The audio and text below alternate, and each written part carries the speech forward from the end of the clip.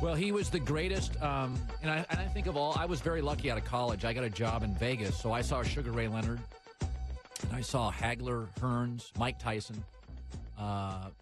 Roy Jones Jr. was, to me, the most dominant fighter I ever saw, and he's joining us here in studio. Boxer of the decade in the 90s.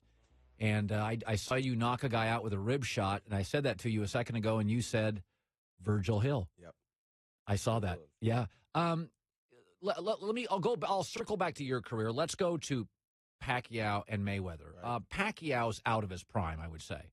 Well, both of them are, though. They're both out of their prime. Who's further out of their prime? Pacquiao may be further out of his prime because he's been so active on a higher level. So He's taken a lot of shots. Yeah, he's had much more difficult times inside the ring than has Floyd Mayweather. Yeah.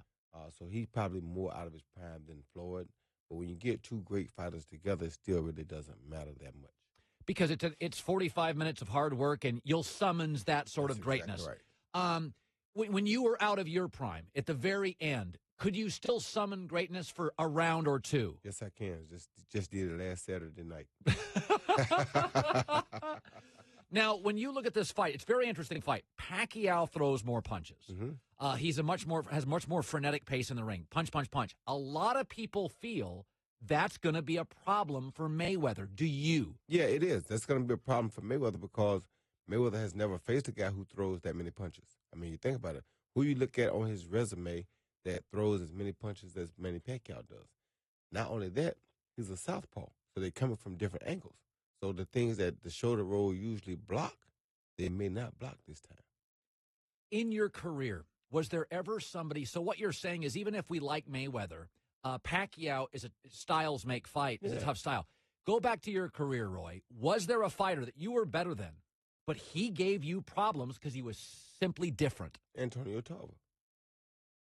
I'm much better than him, but he gives you problems because he's different. You know, he's southpaw. He's tall. He has an awkward way of throwing his punches, even some with his eyes closed. So, I mean, you know, he's very difficult. How did you train for him? It was very difficult to train for him. I beat him the first time because I had an agenda. But without an agenda, you couldn't beat him. So you beat him the first time because you were so angry and so... No, not angry. I had an agenda. I had to go back. I won the heavyweight title. I had to go back and recapture the light heavyweight title, or I would not have accomplished what Billy Fitzsimmons did. So to do what I had set out to do, I had to have that. So I did it strictly on heart and guts because I had a mission. But you knew in the ring, you knew in that ring. Oh, he was difficult. And during a fight, you sense, I'm struggling here? Oh, yeah. And I was weak, too, because I had just come back from heavyweight to make light heavyweight. I was horribly weak. And he was a different type of fighter. He had difference. Just his everything about him was different for me. So, you know, it's like I manned it up and beat him because I had an agenda. But the two times I fought him that didn't have an agenda, I didn't beat him. Roy Jones Jr., the Herd on ESPN Radio. It's funny. I hear about this fight, and I used to live in Vegas, so I covered enough fights. Oftentimes, the bigger the fight, the bigger the letdown. Mm-hmm. It's almost like somebody tells you, you got to watch that movie. The movie's never good as you think. Exactly. My gut feeling is Mayweather will stay away in this fight, and it won't be a great fight. How do you envision it? Not my gut feeling because he can't stay away. This guy been waiting on this fight for 5 years. There's no way you're going to keep this guy off you. Now, this guy may force you to knock him out, but he's going to be on you. He's not going to let you go out and just stay away. I don't like to hate on nobody, but like in the De La Hoya Mayweather fight, that's how I felt. I felt like the fight never happened.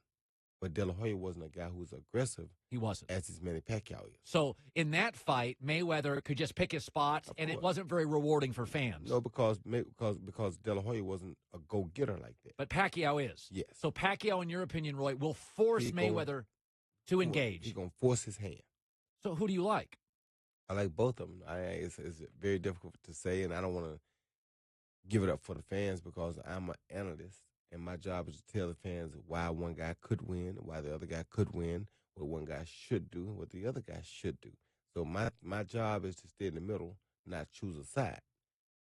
In this fight, I feel like Pacquiao is the more busier guy. He has to be busy, more punches. And be careful with that, though, because that will give Floyd the opportunity to counter. And what people don't realize is that Floyd does have enough power to knock Pacquiao out. So you have to be very careful.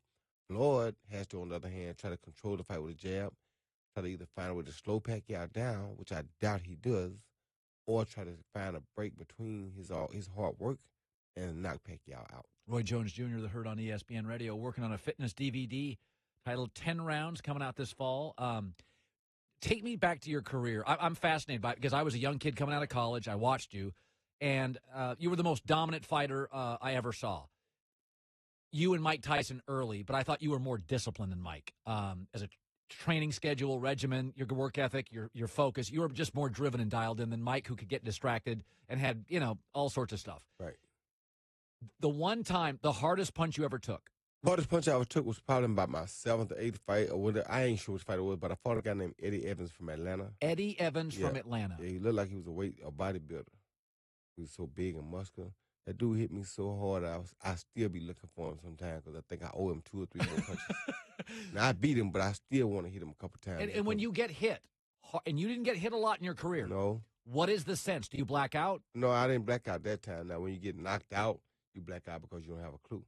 But when a guy hits you that hard and you don't go nowhere, it don't knock you out, you be like, you know what? I'm about to kill him. All right, is that Rashad Evans? Hold on, is this it? We're looking for the fight. We're looking for the knockout. No, his name wasn't Rashad Evans. His name was Eddie Evans. Eddie Evans. I probably don't have video of Eddie Evans, your 8th fight in Atlanta. Yeah, no, it was in Pensacola, but he was from Atlanta. Okay, now let's go to the biggest punch you ever delivered. And like they always say for home run hitters, you don't feel it. Right. When the ball hits the bat, you really don't feel it. No, I felt this one. Who was it? It was a guy named Art Sawano. Okay, let's look this up real fast. Art Sawano. Yes, it was in Reno, Nevada. Oh, boy. Very first round. Yep. And it's on my highlight tape, so if you look at that, you find the highlight. When you hit him. When I hit him, I knew church was over, but it had to be because I had 2 jam fingers on my left hand, 2 jam fingers on my right hand. I told my friend, I said, I'm going to go out here. I'm going to hit with a jab, pause. Here it is right Okay, here. hold on, let me watch. Okay, let's watch this.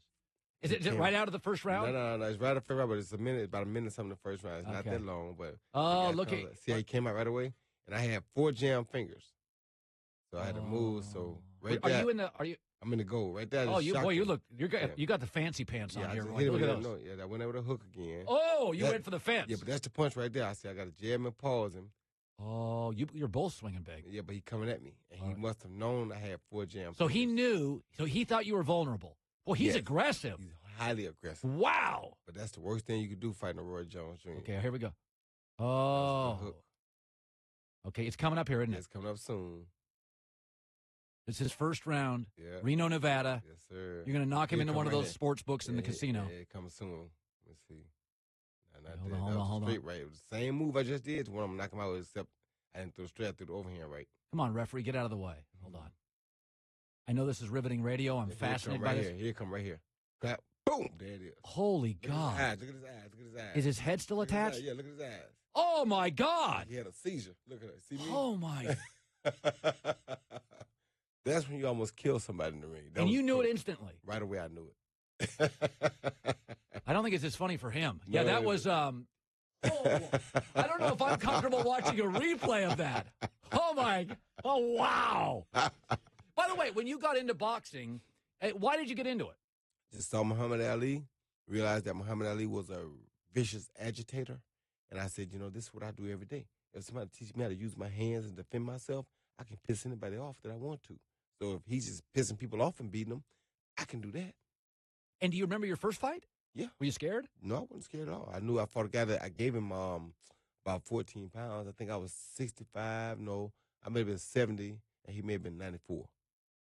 And I spanked him pretty good. Yeah, I bet you did. I was 10, he was 14. My dad was like, do you want to wear headgear? Because headgear was optional when I started. What'd you say? I said, nah, I'm good. He was 14 years old, you were 10. Yeah. And you clocked him. I told him, well, I ain't knocking him out. I beat him real bad, though. Wow. Good seeing you, man. Yeah, you too, brother. Thank you. Roy Jones Jr. Look at that. Oh, my word. That isn't all. That isn't all. Look at him. And look at you. And those sparkly pants. I knew it, though. I've never seen a guy in sparkly pants throw a punch like that. That's amazing. It's the Herd on ESPN Radio.